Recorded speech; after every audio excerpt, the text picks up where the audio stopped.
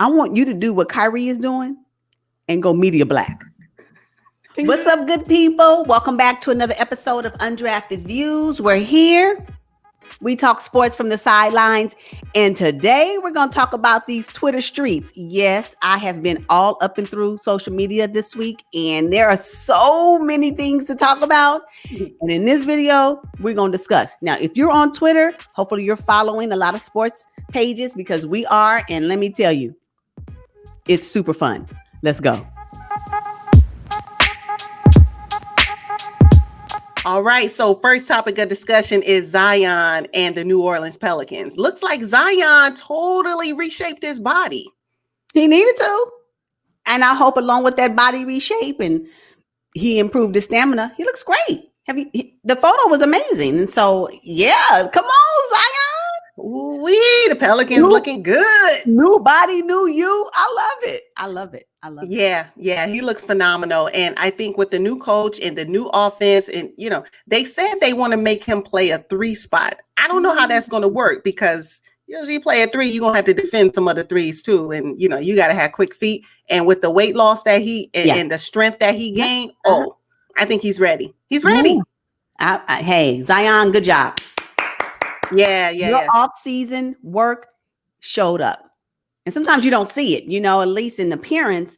And so to be able to see his off-season work show up in his appearance, it looks great. So yeah, come on, stamina. Come through, stamina. So Zion said that he felt like he played a little scared to mess up in his rookie season.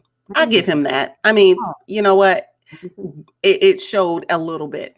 But he still played extremely well. His stats were amazing for his rookie year. And I cannot wait to see him play a full season. And I think we're up for that in the next season. I think so too. Yeah, it's going to be really exciting to watch. And I think he now is ready. When you know what it is, Zion is great because he had self-awareness. I know I didn't. I play well because I was scared. I know that I need to do these things to improve.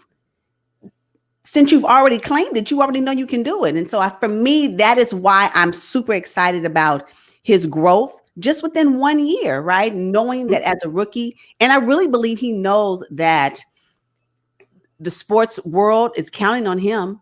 He was brought in to be the next generational talent. And to have a rookie season, although it was riddled with injuries, it happens, but to know that and to carry that weight on his shoulder to move on to his second season, I think it's amazing, and he'll do well. And so now he knows what to expect because he's been playing. His second season should be amazing. So BI coupled with Eric Bledsoe. Oh yeah, I cannot wait. Okay, so let's talk about redemption.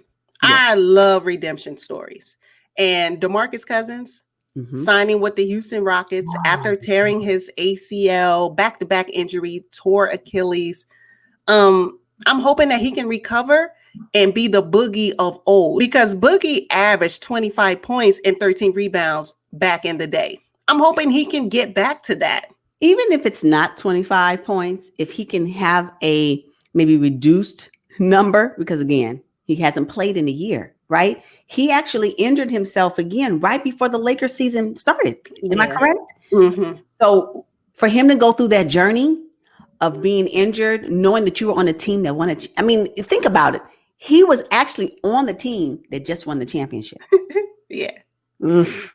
That's hard, right? So for him to be able to be picked up again by the Houston Rockets and to contribute to that organization, I think it's really good for him. So last week was NBA Media Day, and Paul George has some very interesting comments. A couple quotes came through that were a little disappointing to me. Yeah, I have to agree. I have to agree with you. I just wish he would do some self-awareness checks, kind of what Zion did when we talked about Zion earlier in this video. I'm going to need Paul George to do some of that, right? Stop pointing the fingers, because when you point a finger, you got 3 fingers pointing back at you. I want you to take those 3 fingers and I want you to name the ways that you could improve your game.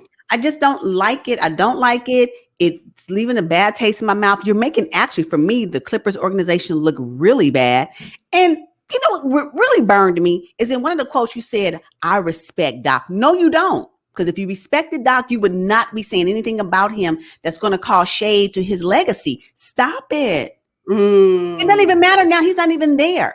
So what? And now you're on this media tour and everybody wants to talk to you, Paul George. You don't know you're being set up to share negative thoughts about the Clippers. You don't even know that?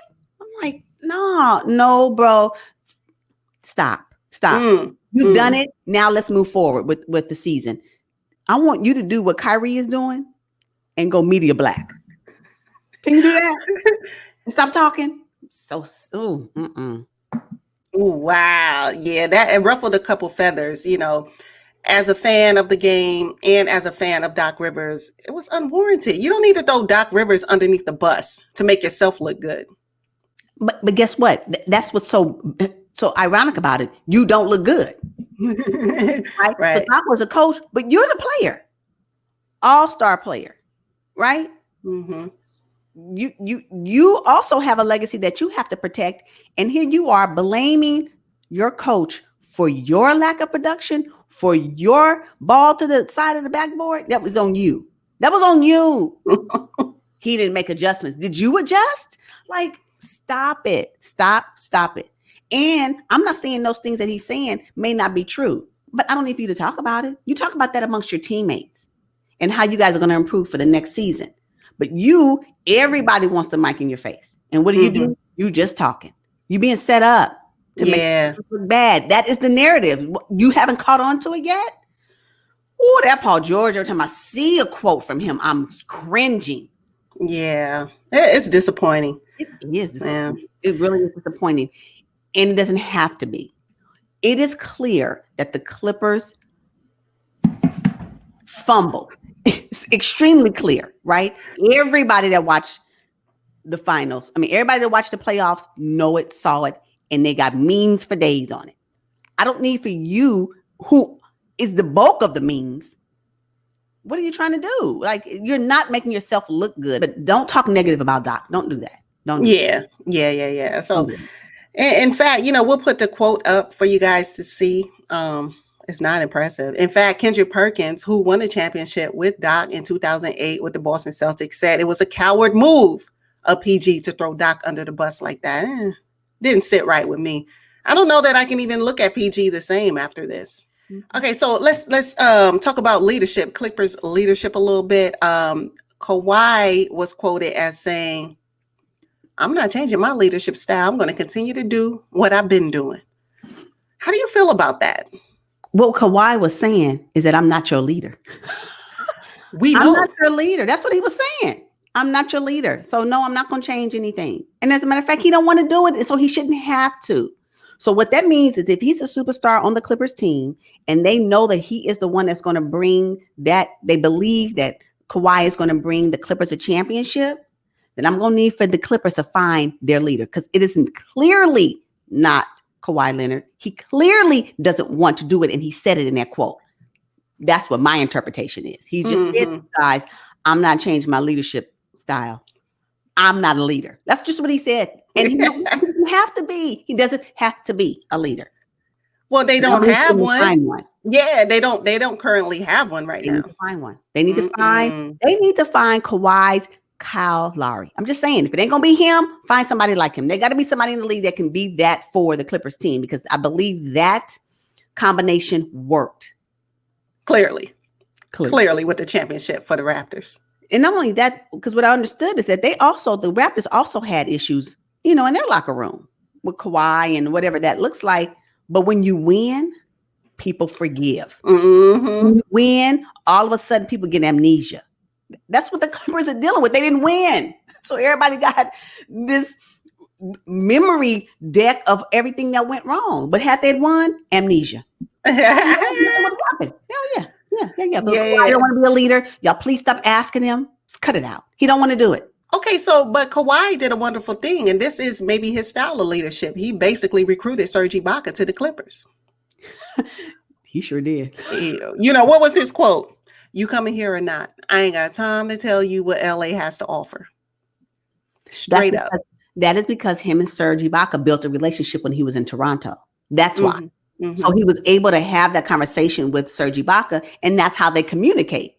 That's all it was. It was, hey, he said also in that same a discussion that we talk and FaceTime often. So, Serge and Ibaka, they probably had, I don't know what they've done, but they probably already have this rapport with one another. So it was nothing. It was nothing for him to say that. Serge Ibaka knew exactly what it was because he knows Kawhi. So, but I don't expect Kawhi to be able to give that same talk to somebody else. You gonna do this or what? It doesn't make sense. So he don't want to do it, you guys. Stop asking him. Yeah, he doesn't want to be their leader. I do think that's going to be a big problem moving into the next season because they do not have one. They still don't have a floor, like a leader. They don't have it. When the team is down, it seems like they become individual players on a team. And that's what we saw. That's why they collapsed. Yeah, the big fumble. The big fumble. Yeah. So their arch rival in the Los Angeles Lakers made two very key signings here recently. I know. So AD signed a 5-year, $190 million deal. And he was up. It was time for his contract. Good for him. But then the Lakers extended LeBron's, whose contract was not even up, for another 2 years and $85 million. I'm trying to figure out why they extended LeBron so early in his contract. Which signing had the biggest, the biggest impact for next season? Anthony Davis. But unfortunately, Anthony Davis what I see, Anthony Davis would not have signed again with the Lakers had LeBron James not signed his extension. Flat out. I hate to say it. AD is going to go and move in the direction that LeBron moves. It's just what it is. And it is unfortunate. So the Lakers expect AD to lead, to be their leader. The Lakers, a marquee player, not going to happen. Not if LeBron is not there. Then, because if that's the case, he would have signed it. I don't get why. Another thing about that story that really kind of boggles my mind is why did the fans were waiting on AD to sign this contract. We were waiting on AD. What we weren't waiting on was LeBron. Why did his signing extension come out first? You know why? Why? You know why? Why? Drop down in the comments and tell us why the Lakers released LeBron's contract deal before AD's. I was like, what? I didn't understand it. However, at the end of the day, the biggest signing is AD. Is AD because there could potentially be a future with AD. We all know that LeBron James he's in the end of his career. Now, how long that may take place, it's up to him, of course. I mean, he has a bionic body, so he can play forever. But eventually he'll stop playing. And if you want to build a franchise around someone, AD is the right choice for the Lakers. But I don't know if AD wants it. Because he doesn't want it. AD, he struggles with leadership as well. He will get out there and give you a triple double. He'll do all those things. He may yell at you on the court. AD does not want to lead a franchise. He does not want to be the focal point. He cannot. We saw that in New Orleans. Okay. All right. And then it's not going to change. Okay. All right. It's not going to change. And we all know he's injury prone. So Lakers just signed they just basically secured $190 million for AD. And you don't even know if he can complete 5 full seasons. I wonder if in season 3, will AD's contract be one of those contracts that is a bad contract? Like, will his contract in 3 years? Because right now it's great. We love it because they just won the champion. The Lakers just won the championship. AD is a phenomenal player at this time. But I wonder, hopefully he maintains that. But I wonder in 3 to 4 years when he's in that contract, and all of a sudden things may change. Hopefully it doesn't. But if it does, then we are saying, that was a bad contract. You know how many times I hear the media say that it was a bad contract? It wasn't a bad contract at the time of signing. So I just don't understand why AD needed to sign, or the news of AD signing his contract needed to come after LeBron's. I don't get it. And maybe I'm reading too much into it. But I don't know. I don't think you're reading too much into it. We all know why. Right. So I maintain that if AD doesn't want to be a leader. I'm fine with that. What I'm going to need for the Lakers to do is find AD's next leader. So they need to be grooming somebody else to be the leader of a franchise like they have in LeBron James. Because eventually LeBron James will leave the game. He's going to do it on his own terms. And I'm here for it, right? But if AD needs another player to be that person for him, they need to be looking for him right now. Right. Yep. And I don't see who that could be. Drop down in the comments and let us know if the Lakers should have tied up an additional $85 million on LeBron, an aging LeBron who will be close to 40, if not 40, by the time he's making that sort of money. Should they have done that right now? Yeah. Let us know what that is. I'm just curious. Hey, you know what? We come in peace. Right. All right, you guys. Thank you all for tuning in. We appreciate you. Make sure you drop down in the comments and let us know what you think about these stories. We appreciate you all for tuning in. We will see you guys on the next one. But until then, peace. Peace, y'all.